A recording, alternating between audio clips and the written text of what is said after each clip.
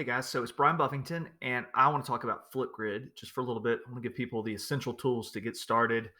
And I know on my online teaching cheat sheet, I mentioned it and I categorized it as a online classroom or learning management system. And some folks will be like, Brian, that's ridiculous. It's not quite that.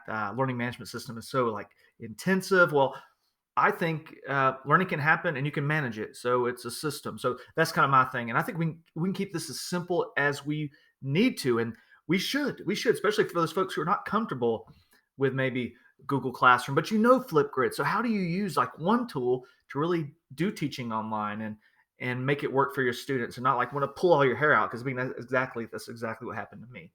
So if you go to Flipgrid, you need to create a teacher account. It's free. They have great student privacy, um, you know, documents and procedures. That's awesome. So it's well loved by teachers all across the world. Once you're in Flipgrid, first thing you do, you need to make a grid. And it's kind of like a class. It really is. And you would call it, Buff class period one, or whatever you teach. Maybe you just teach one class. So here's the next thing. If you teach students with emails, that's simple right there. And what that does is that kind of helps lock it down. Only students with that certain email address can even enter your class. If you have the super littles, they don't have an email address, they can actually have a separate ID that helps them get in, maybe their lunch number.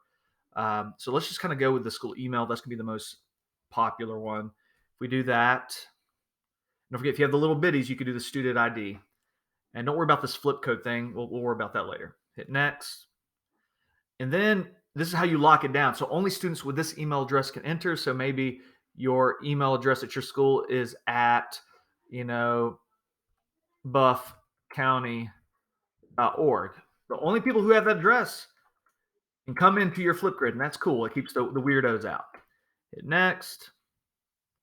My grid is ready. So what's cool, as long as students have that link, and you got to get that to your students somehow, maybe that's through some kind of online communication with parents. But if they have that link, and by the way, this works on a phone. So even mom and daddy, even folks who don't have really good internet at the house, even a phone like this thing has Flipgrid app, and a student could take part in some online communication. So they need that link, and you could give it to them by Remind or Classroom, or just copy paste it, put it in an email, whatever you want to do. So I'm going to go to the grid. And this is where you get to just set up questions for them to talk about, and they can see each other's. It really is a class. It's an online discussion. So if you hit add new topic,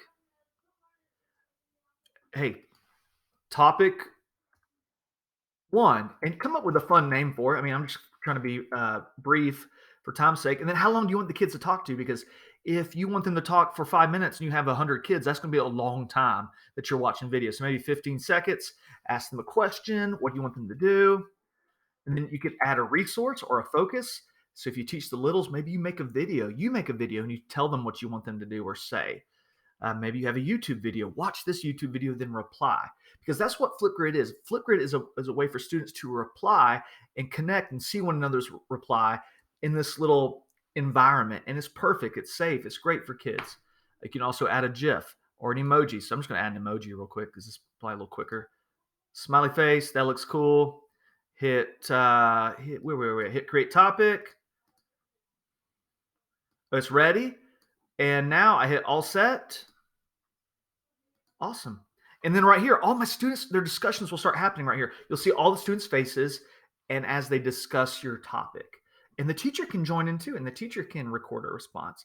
And there's so much you could do with this, but I just think you need to keep it simple. And I always suggest is test things out. If you got a kid at your house, you've got somebody, test it with one person, feel good about it. Nobody wants to crash and burn and like with an audience of 100.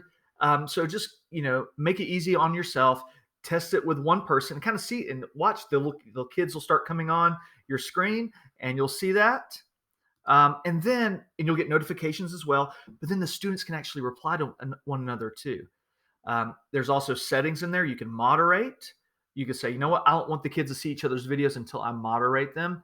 That's a privacy issue. That's up to you, what you want to do. Flipgrid, guys. I just want you to get started. Have some fun. Let me know how I can help you.